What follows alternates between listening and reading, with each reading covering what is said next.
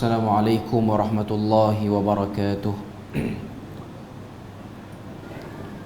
Innal hamdalillah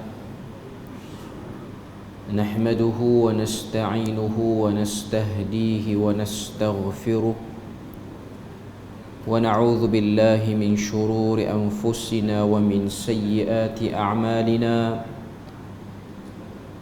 Man yahdihillahu fala mudilla lahu ومن يضلله فلا هادي له. أشهد أن لا إله إلا الله وحده لا شريك له وأشهد أن محمدا عبده ورسوله. يا أيها الذين آمنوا اتقوا الله وقولوا قولا سديدا يصلح لكم أعمالكم ويغفر لكم ذنوبكم ومن يطع الله ورسوله فقد فاز فوزا عظيما. الحمد لله الذي بنعمته تتم الصالحات. ربنا آتنا من لدنك رحمة وهيئ لنا من أمرنا رشدا. اللهم آت نفسي تقواها وزكيها wa anta khairu man zakkaha anta waliyuha wa maulaha. Alhamdulillah, syukur pada Allah Azza wa Jal kerana dengan rahmat dan juga limpah kurnia yang Allah Ta'ala berikan, dapat kita bersama pada malam ini menyambung perbahasan daripada khurafat, tahyul dan mistik di alam Melayu. Dan malam ni insya-Allah kita akan masuk bab yang seterusnya. Bab seterusnya ni ialah bab yang ke-6. Bab yang ke-6, bab yang kedua terakhir sebelum buku ni. Buku ni dia ada 7 bab. Bab yang last sekali itu ialah kesimpulan. Mungkin satu kuliah lagi selesailah kita untuk buku ni. Bab yang ke-6 ni pun dia tak hidangkan sangat dengan fakta-fakta yang berat. Bab yang ke-6 ni kalau kita tengok penegasan Allah Ta'ala kepada Bani Melayu menerusi 47 ayat Al-Ghaib dalam Al-Quran. Penulis Hafizahullah Ta'ala senaraikan pada bab yang ke-6 ini 47 ayat Al-Quran, yang mana dalam 47 ayat ni Allah Azza wa Jalla sebut tentang konsep ghaib. Sesuatu benda yang ghaib itu, macam mana Quran mengajar pada kita untuk kita berinteraksi, dan macam mana Allah Ta'ala cerita pada kita tentang benda-benda ghaib ni. Dalam permulaan bab yang ke-6, iaitu muka surat 169, dalam pendahuluan penulis dia kata saya menyenaraikan 47 ayat yang dimaksudkan tanpa tafsiran. Dia hanya senarai saja, dia tak bawa tafsiran. Ini kerana selepas selesai buku ini ditulis, saya terus menyambung menulis sebuah buku khas yang bersifat tafsir maudhu'i. Tafsir maudhu'i ini ialah tafsir Al-Quran mengikut tema-tema tertentu yang disusun oleh penulis dan berfokus kepada 47 ayat yang sama. Buku tu belum keluar lagi. Cuma hasrat penulis yang kita boleh tengok, dia ingin membersihkan segala noda-noda yang ada dalam pemikiran ataupun kefahaman masyarakat Melayu kita ni berkenaan dengan benda ghaib melalui wahyu, melalui Al-Quran. Kalau kita tengok 47 ayat yang diletakkan ni, masih ada lagi mungkin ayat-ayat lain yang mungkin menceritakan tentang benda-benda ghaib tapi tidak ada perkataan ghaib. Cuma dia buat carian secara pantas. Dia tengok mana-mana ayat dalam Al-Quran yang ada perkataan ghaib ataupun ghaibihi, al-ghuyub, ghaibatin, ghaibina. Ini kata-kata pecahan daripada perkataan ghaib itu sendiri. yang sekiranya kita buat carian secara jelas, kita akan nampak lebih pada 47 tu. Sama ada ianya berkait secara langsung dengan benda-benda gaib, ataupun dia maksudkan benda gaib itu benda gaib yang lain. Okay.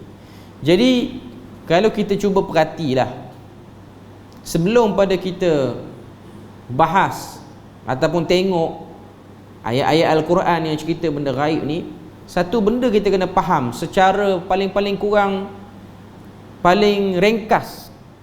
Gaib ni apa dia? Gaib ni lah benda yang tidak jelas pada panca indera kita. Nak tengok dengan mata tak boleh nak tengok, nak rasa, nak pegang tak boleh nak pegang.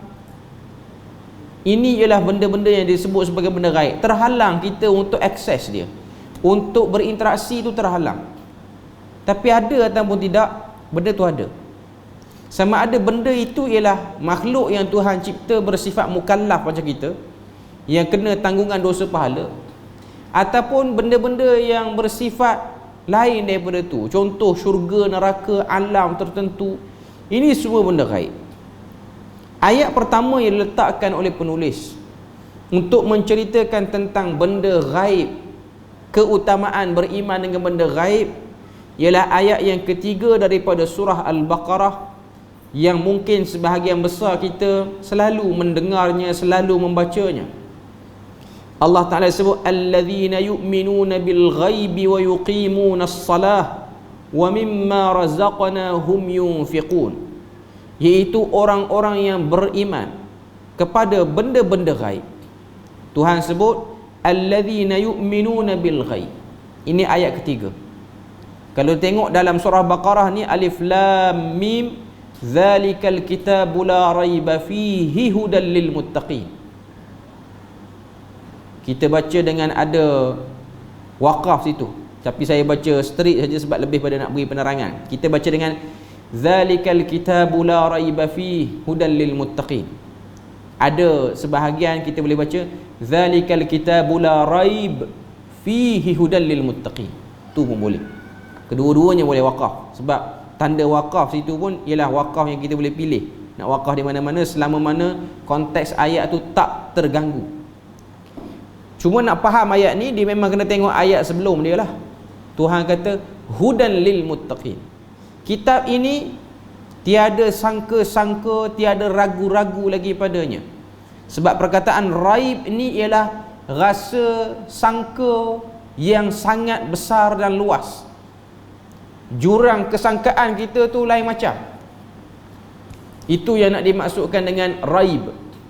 Tapi Tuhan kata tak, Quran ni tidak ada ragu padanya.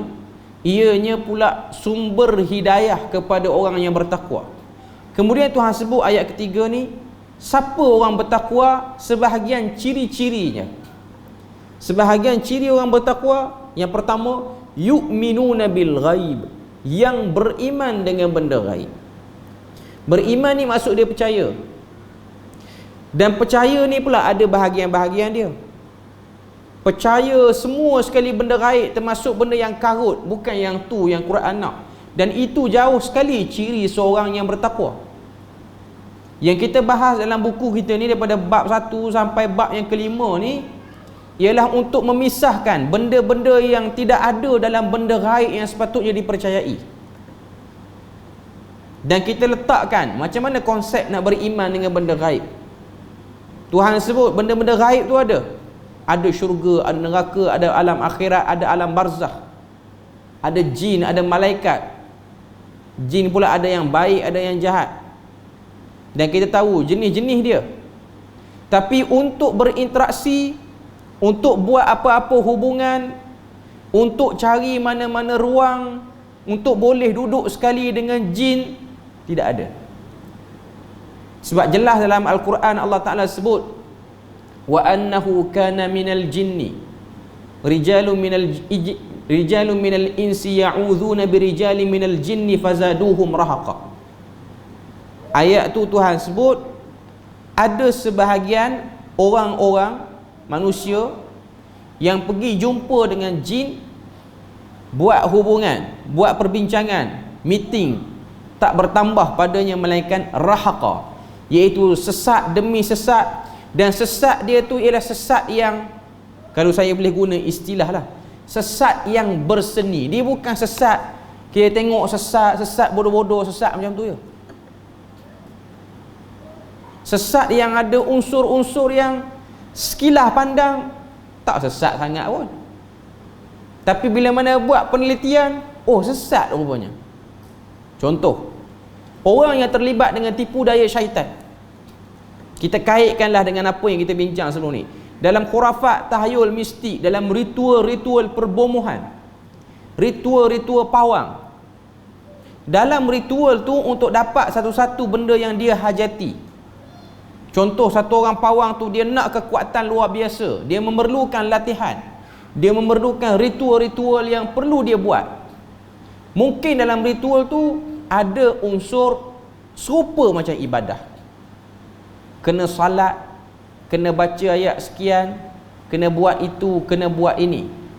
Cuma dia tambah sikit, salat tu kena buat di atas gunung sekian. Sepatutnya tidak ada larangan pun, tidak ada pengkhususan pun, nak buat kat mana-mana. Salat tu kena buat dalam keadaan yang gelap gelita, tak ada cahaya apa, tak ada larangan pun dalam bab tu, tapi ditambah beberapa syarat untuk diberat-beratkan. Ataupun contoh lain, untuk dapatkan satu kelebihan tu kena puasa. Puasa memang ada dalam Islam, ada puasa wajib, ada puasa sunat, tapi tiba-tiba ada syarat. Puasa ni lain sikit pada puasa-puasa yang dibuat dalam ibadah biasa. Puasa ni kena makan benda yang warna putih saja, tak boleh makan daging, tak boleh apa. Memberat-beratkan. Bahkan ada yang lebih ekstrim. Peringkat awal baca Quran apa-apa semua, ritual awal dia, baca dulu Quran apa semua, lepas pada selesai baca Quran, koyak Quran tu. Jadi dalam ritual tu ada pemuliaan dan penghinaan sekaligus. Ini biasa bagi setengah-setengah ritual. Jadi percaya pada benda gaib boleh, tapi tunduk pada arahan makhluk gaib itu tidak ada. Tunduk tidak ada. Beriman pada benda gaib, di sinilah tempat orang silap faham. Ada orang dia nak buang terus, tak ada benda gaib ni, tak ada, sebab nak berlepas diri daripada tak nak berinteraksi dengan benda gaib. Tak, Quran suruh kita duduk tengah. Benda tu ada, tapi fikir ambil masa lama sehingga rasa kehidupan ni terkacau kerana hubungan dengan benda-benda ni lah. Yang tu dah buang masa dah. Sebab tu sebelum ni kita dah bahas dalam bab yang kelima, bila mana penulis datangkan rumus pemikiran Dr. Ali Al-Quradari melalui kitab dia Fiqh Al-Mizan. Dia ada sebut tentang Mizanul Ghaib, neraca berinteraksi dengan benda gaib. Nak berinteraksi dengan benda gaib ni ada limitation dia, ada limit dia. Kita bukan boleh terobos semua sekali, langgar semua sekali, tak. Ada part yang kita kena stop, berhenti. Kalau kita layan, rosak kita, buang masa kita. Kemudian Tuhan sebut lagi, wa yuqimunas salah wa mimma razaqnahum yunfiqun. Ciri-ciri lain, mendirikan salat dan sebahagian daripada apa yang kami rezekikan dia infakkan. Itu sikap orang bertakwa, perangai orang bertakwa. Cuma poin dia nak kait dengan tajuk buku ni ialah beriman dengan benda gaib. Tempat tergelincir yang paling bahaya ialah pada isu benda gaib. Ada orang dia over terlebih, ada orang dia tutup serapat-rapatnya, seakan nak nafikan benda gaib tu tak ada. Itu yang pertama. Yang kedua, ayat 33 surah Al-Baqarah. Allah Ta'ala sebut, qala ya Adam anbi'hum bi asma'ihim falamma anba'ahum bi asma'ihim qala alam aqul lakum inni a'lamu ghaibas samawati wal ard wa a'lamu ma tubduna wa ma kuntum taktumun. Ayat 33 surah Baqarah, Tuhan cerita tentang Nabi Adam, manusia pertama diciptakan. Tuhan kata, qala ya Adam, wahai Adam, ambihum bi asma'ihim, tolong perkenalkan nama benda-benda ni semua kepada mereka para malaikat, sebab mereka para malaikat ni pernah rasa ragu terhadap penciptaan manusia. Cuma pada ayat ni, sebahagian kelompok-kelompok yang minat sangat dengan benda gaib, dia kata asma'ihim itu. Bila mana Tuhan kata ambihum bi asma'ihim, berikanlah, beritahu pada mereka nama-nama benda. Dalam banyak tafsir sebut nama-nama benda ni, Nabi Adam kenal benda ni apa, benda ni apa, benda ni apa. Tapi mari pada geng-geng yang minat benda-benda yang pelik, dia kata nama-nama ni lah ialah Ismullahil A'zam, nama-nama Tuhan yang maha hebat, yang mana kalau kita dapat nama ni, kita akan dapat menguasai semua. Sebab tu antara benda-benda yang ditokok tambah dalam bab percaya benda gaib ni, percaya ada makhluk yang boleh buat tasarruf. Tasarruf ni maksud dia apa? Yang boleh buat semua benda yang Tuhan buat dengan izin Tuhan. Dia ada kepercayaan macam tu. Percaya bahawasanya kita ni ada orang tertentu, ada kelompok tertentu yang boleh buat semua benda yang Tuhan buat, tapi dengan izin Tuhan. Dia tak kata kawan tu boleh buat sebab dia nak buat. Dia lapik sikit ujung tu bimasyiatillah, dengan kehendak Tuhan, dengan keizinan Tuhan, biiznillah.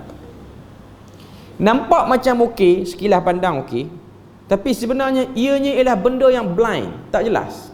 Sebab Tuhan tak sebut adanya makhluk yang memiliki tasarruf, kuasa boleh ubah, boleh menjadi pemboleh ubah kepada benda-benda yang biasanya bukan macam tu. Sebab tu kita tengok ada orang dia bawa cerita wali kutub. Wali kutub ni mentadbir bumi. Lepas tu digunalah ayat Quran yang selapih. Bila mana Allah Ta'ala kata wa idh qala rabbuka lil malaikati inni ja'ilun fil ardi khalifah.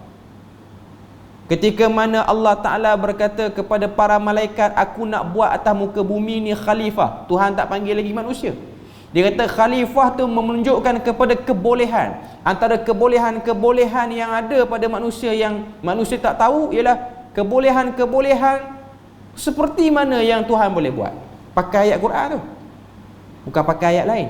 Dia kata khalifah ni ialah khalifah yang memiliki ini. Kebiasaannya dia akan pergi kepada benda gaib. Sebab tu ada satu penceramah bawa cerita. Dia kata cerita ni ialah diambil daripada satu orang tokoh, Abdul Aziz Ad-Dabbagh. Abdul Aziz Ad-Dabbagh ni tokoh besar dalam sufi lah. Dikatakan dia ni wali. Kitab Al-Ibris min Karamat Abdul Aziz Ad-Dabbagh. Dalam tu banyaklah benda-benda yang mengarut lah kita kata. Dia kata ada orang tanya, wali kutub ni buat apa? Ada seorang anak murid tanya, wali kutub ni kerja dia buat apa? Maka dia ni, dia tutup guru, dan dia tu pun wali kutub, tapi anak murid tak tahu dia tu wali kutub.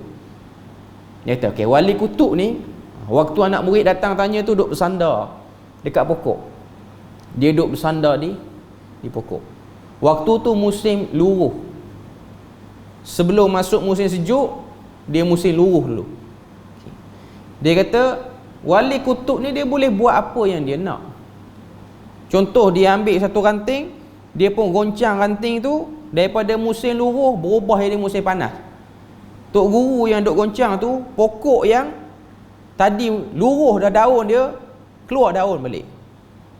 Lepas tu goncang lagi, turun salji. Goncang lagi, musim bunga. Anak murid baru perasan, rupanya tok guru dia pun wali kutub. Syok lah cerita macam ni, memang syok pun. Orang sedap dengar cerita macam ni. Okay. Tapi dari segi keabsahan, kita bukan nak kata tak boleh, Tuhan tak boleh buat orang yang macam ni. Tuhan boleh buat, tapi nak berinteraksi, nak kata benda tu wujud, dia perlukan pembuktian. Tuhan kata di mana dalam Quran ada orang macam tu, ataupun daripada kitab terdahulu, ataupun melalui lidah Nabi. Nabi ada sebut. Kita tahu konsep karamah ada, tapi memiliki tasarruf itu cerita lain. Memiliki kuasa, pemboleh ubah, dia boleh ubah. Okay.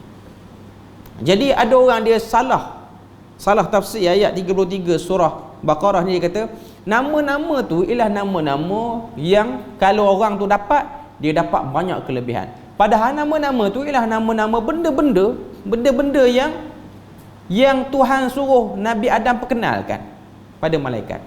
Sebagai pembuktian, malaikat suruh, Allah Ta'ala suruh malaikat dengar tu supaya malaikat dapat tahu dan dapat keyakinan. Falamma amba'hum, kata Allah Ta'ala, bila mana Nabi Adam ceritakan kepada para malaikat, nama ni apa, qala alam aqul lakum, Allah Ta'ala pun terus respon. Allah Ta'ala kata, qala alam aqul lakum, bukankah aku dah beritahu pada kamu, inni a'lamul ghaib, aku lebih tahu benda ghaib, kamu jangan pandai-pandai duk rungkai lebih-lebih, sebab kamu tak ada pengetahuan. Yang kita tahu ni pun tak sampai 1% daripada ilmu ghaib yang ada di sisi Tuhan tu. Wa a'lamu ma tubduna wa ma kuntum taktumun, dan aku mengetahui apa yang jelas dan apa yang tersingkap. Nak sebut sini benda ghaib ada, tapi ambil masa lama cari benda yang mengarut. Lepas pada tu, saya tak kata benda tu mengarut secara total, benda tu wujud, tapi kita nak dengar cerita benda tu, dia mesti balik pada ayat dalam surah Jin tadi, bila mana Tuhan kata wa annahu kana rijalun minal ins ya'udzuuna birijalin minal jin. Bila mana ada orang-orang manusia ni pergi minta tolong dengan jin. Minta tolong tu bukan sembang ajak minum kedai kopi. Ya'udzun, Tuhan kata. Ya'udzun ni minta tolong sampai tahap merintih. Tolonglah, kebun aku ni orang duk curi selalu dia punya hasil. Tolonglah bantu. Pergi tolonglah jaga keturunan aku duduk jauh pada mata aku. Bagilah keselamatan pada dia. Itu maksud dia. Kita telah menghina diri depan dia. Dan syaitan yang jahat ni, dia memang suka manusia hina diri macam tu. Sebab dia nak divert. Sepatutnya rasa hina diri tu letak pada Tuhan, tapi ada orang tertipu, hina diri tu pergi pada makhluk-makhluk ni. Dan akhirnya datanglah cerita-cerita, datanglah benda-benda pelik. Kawan tu pun datanglah mimpi yang berbagai-bagai, halusinasi yang berbagai-bagai. Bila mana satu orang tu dia kemaruk sangat nak benda-benda macam ni, dia akan dapat dan dia akan nampak benda-benda yang macam-macam. Ini normal. Bukan hanya orang terlibat dengan benda ni. Kalau orang tu dia terlampau nakkan sesuatu benda. Contoh saya bagi, orang yang duduk di padang pasir, terputus bekalan air, habis dah air dia. Dia berjalan sikit, dia nampak fata morgana, macam ada air, macam ada wadi. Tertipu, otak dia mula berhalusinasi. Tak ada kaitan dengan jin pun. Cuma manusia ni dia ada benda-benda yang boleh divert dia. Ketidakstabilan perasaan dia boleh ke arah itu. Okay. Sebab tu kita akan tengok benda-benda pelik, perkara-perkara yang pelik ni dia akan jadi macam tu lah. Tuan-tuan ingat, waktu COVID ni tengah dahsyat melanda dunia, waktu kebanyakan negara-negara di dunia ni melakukan tahanan, tak boleh keluar pergi mana-mana, kena duduk rumah, bermula daripada PKP, macam-macam apa nama PKPP, macam-macam nama dah keluar. Dan akhirnya benda tu alhamdulillah untuk sekarang ni dah hilang, macam tak ada apa. Dulu kita hari-hari buka telefon tengok berapa kes COVID tiap-tiap hari, duk tunggu tengok tiap-tiap hari ni. Sekarang orang tak peduli nak COVID lah, dia dah jadi biasa dah. Waktu yang kena kepung 2 tahun tu, tak boleh keluar mana-mana, daripada tak boleh keluar rumah, tak boleh keluar rumah dalam radius 10 km, tak boleh keluar daerah, tak boleh rentah negeri, tak boleh rentah negara, semua jalan tutup. Waktu tu tuan-tuan perasan, setahun 2 tahun lepas, waktu tu orang duduk rumah, orang duduk di media sosial ni, macam-macam benda-benda pelik yang orang dakwa. Sebab apa? Sebab kebiasaan bebas tiba-tiba terkurung. Sebab tu tuan-tuan tengok ada orang cerita, dia mimpi sekian-sekian sehingga beri nama perjalanan mimpi terakhir sekian-sekian. Tapi sebenarnya problem dia ialah bosan duduk rumah lama, fikir nak buat benda pelik. Salah satu faktornya lah. Salah satu faktor. Benda ni biasa.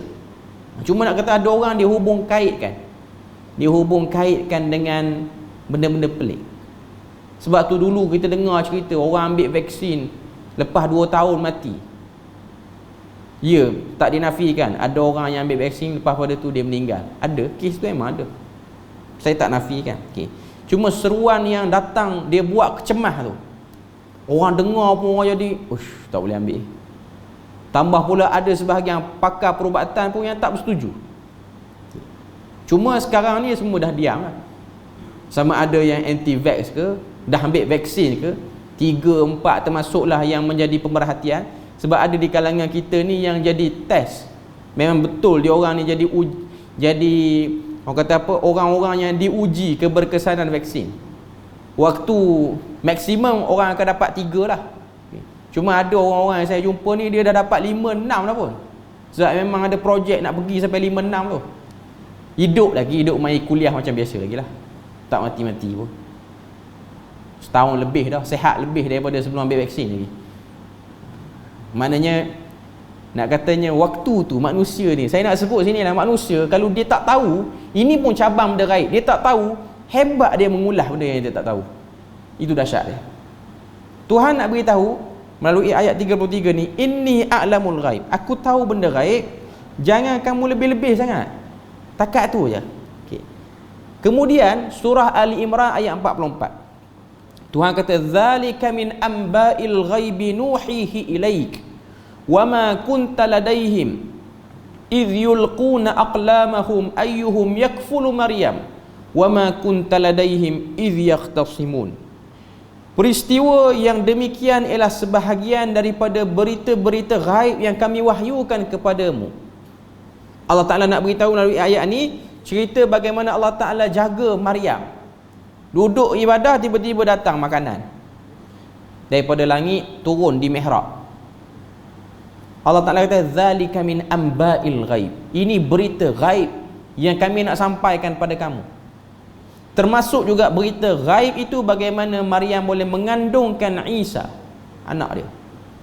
Macam mana boleh berlaku satu benda yang luar pada akal manusia? Sebab biasanya manusia ni dia akan terjadi melalui percampuran sperma dan juga ovum. Tiba-tiba Nabi Isa dia keluar melalui bukan kaedah tu. Sebab itulah sampai dekat part Nabi Isa ni ada orang akak tinggi melangit. Tak rasa dia tu manusia biasa. Sebab dia bukan datang melalui kaedah itu. Dia tak datang melalui percampuran kromosom XY, gen apa semua, tak ada. Dia lain pada orang. Tuhan nak kata zalika min amba'il ghaib, ini benda gaib, kamu tak payah nak sibuk-sibuk lebih-lebih sangat. Nuhihi ilai, kami beritahu pada kamu, wama kunta ladaihim. Allah kata apa? Supaya sedang engkau tidak ada bersama mereka ketika mereka mencampakkan kalam masing-masing untuk mengundi siapakah di antara mereka yang akan memelihara Maryam. Ni Tuhan cerita kepada Nabi Muhammad dan juga pada kita, yang nak pilih jaga Maryam ni berlaku sedikit, orang kata apa, macam ketegangan sikit, sehingga ada proses sampai mengundi. Sebab rasa macam dia ada satu stigma, pelihara satu orang perempuan ni tak boleh pergi jauh sangat pun.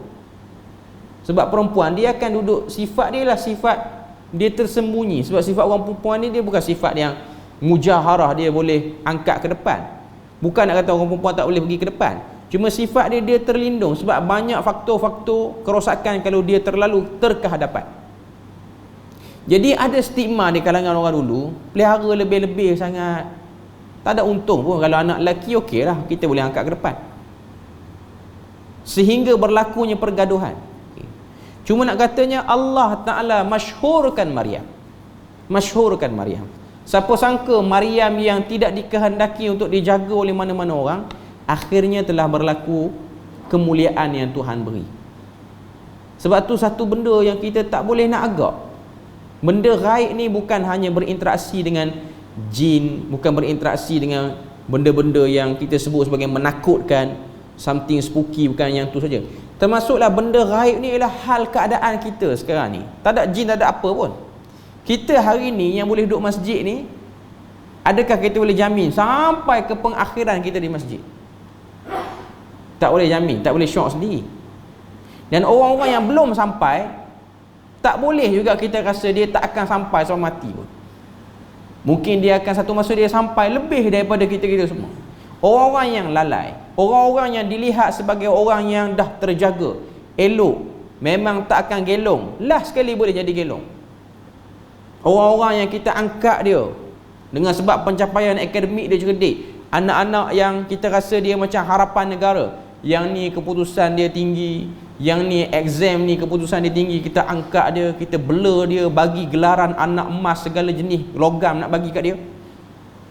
Last sekali pedofile, last sekali cabul orang. Ini antara benda-benda yang kita boleh tengok dan kita kena tahu, supaya kita kena sedar. Sebab tuan-tuan kena tahu, ni saya sebut luar sikit.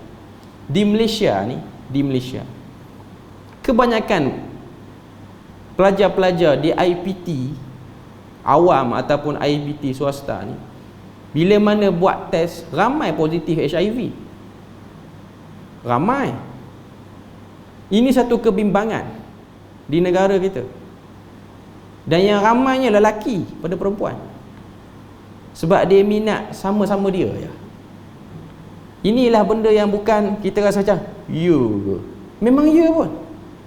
Benda yang berlaku. Ini yang jadi macam ni anak-anak emas dulu ni. Yang exam semua straight A semua. Sebab apa jadi macam tu? Apa yang tak kena? Ini juga rajman bil ghaib. Benda ghaib kita tak tahu. Sebab tu rasa seronok, rasa selesa ni kadang-kadang agak bahaya juga. Supaya kita kena sedar, dia ada kena sifat berjaga-jaga, berhati-hati.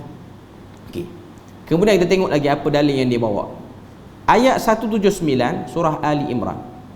Ma kana Allahu liyadhara al-mu'minina 'ala ma antum 'alayhi hatta yamizal khabitha minat tayyib. Allah tidak sekali-kali akan membiarkan orang-orang yang beriman dalam keadaan yang kamu ada sekarang bercampur aduk mukmin dan munafik. Bahkan dia tetap akan uji kamu. Allah Ta'ala kata, ma kana Allahu liyadhara al-mu'minina 'ala ma antum 'alayhi hatta yamizal khabitha minat tayyib. Apa yang kamu tengok masih lagi belum kata inilah dia, inilah kedudukan dia, sehingga datang ujian yang akan pisahkan yang mana baik, yang mana buruk. Sebab tu tuan-tuan tengok, ada orang yang dulu kita angkat, keluar satu isu, keluar satu, kata apa, dia punya skandal dia, jatuh habis semua. Kita duk ingat dia ni okey lah, kerana dia ni akan kuatlah kumpulan kita, kerana dia ni akan baguslah segala-galanya. Akhirnya Allah Ta'ala bagi satu ujian, berlaku pemisahan antara al-khabith yang teruk minat tayyib, daripada yang baik. Allah Ta'ala sebut, wa ma kana Allahu liyutli'akum 'alal ghaib. Tengok ayat ni. Dan Allah tidak sekali-kali akan memperlihatkan kamu perkara-perkara yang ghaib, akan tetapi Allah Ta'ala memilih daripada Rasul sesiapa yang dikehendakinya untuk memperlihat kepadanya perkara-perkara ghaib. Maknanya Allah Ta'ala nak beritahu pada kita, satu orang dari segi luaran tak boleh.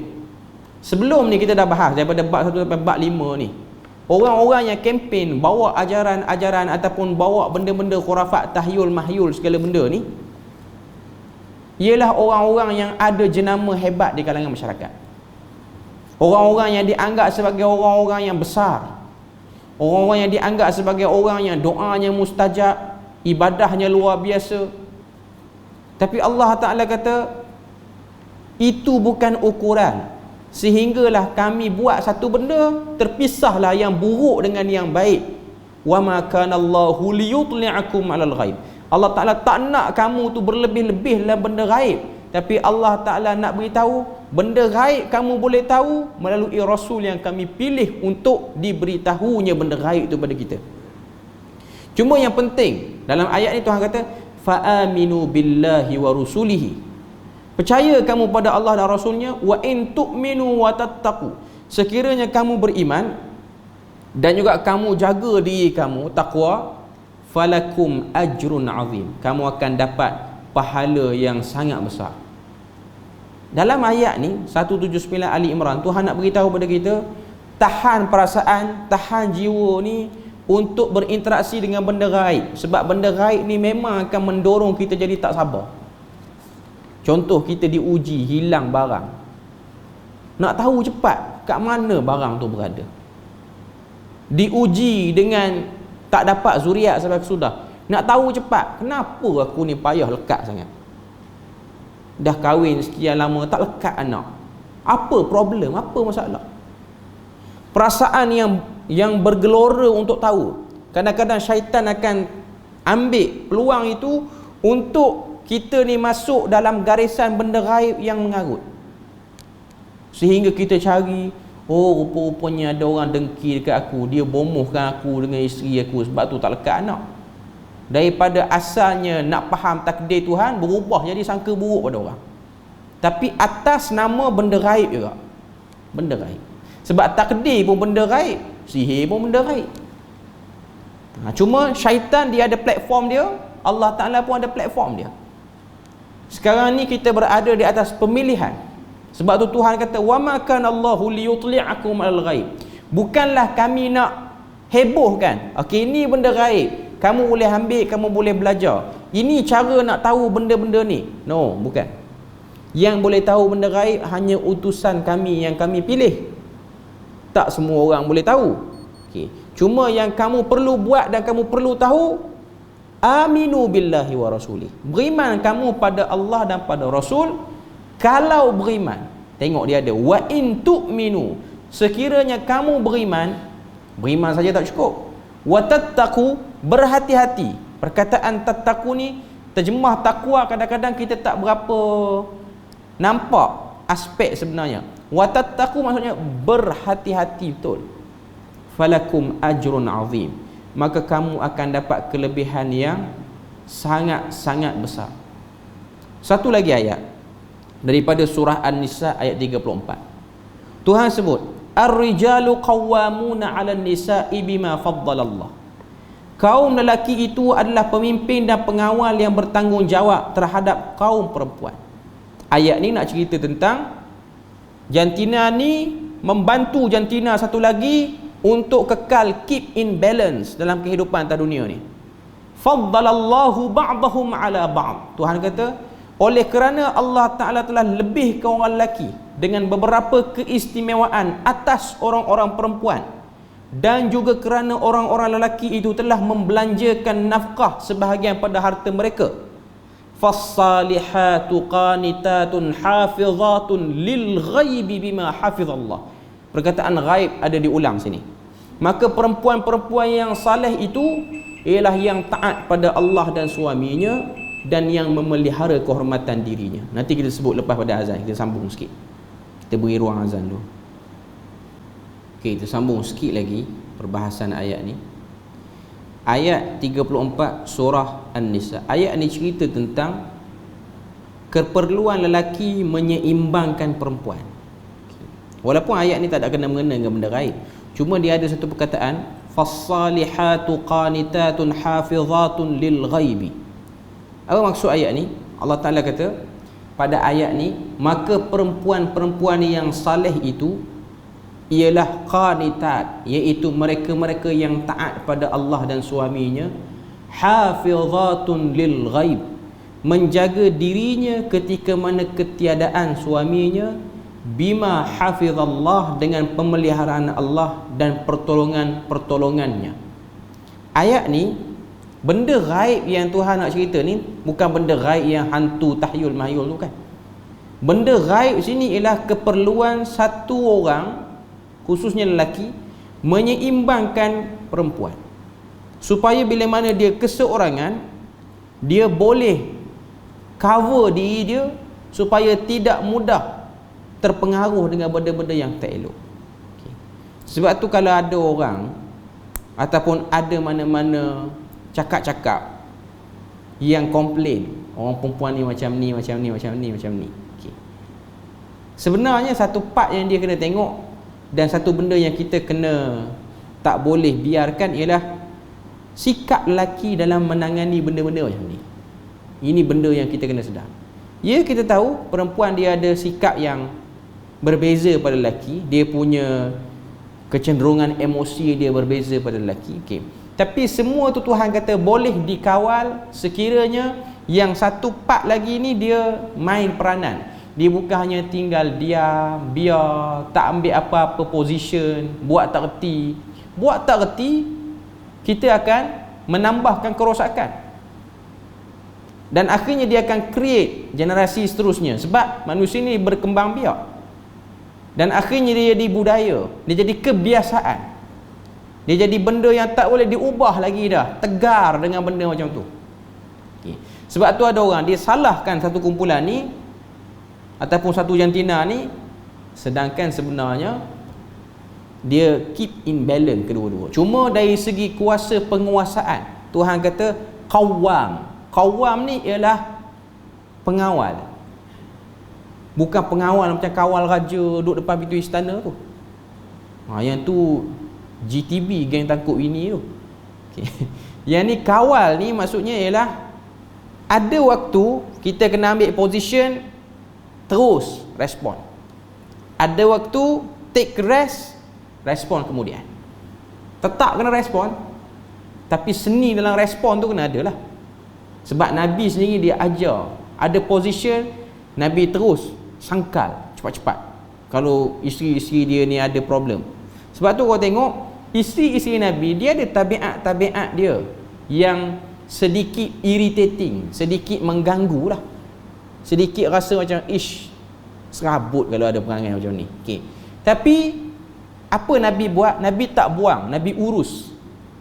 Sebab tu tidak ada satu orang pun isteri-isteri Nabi selepas pada kewafatan Nabi merasakan lega mati dah dia ni, habis cerita aku, harta pun dapat, dia pun dah pergi, tak ada.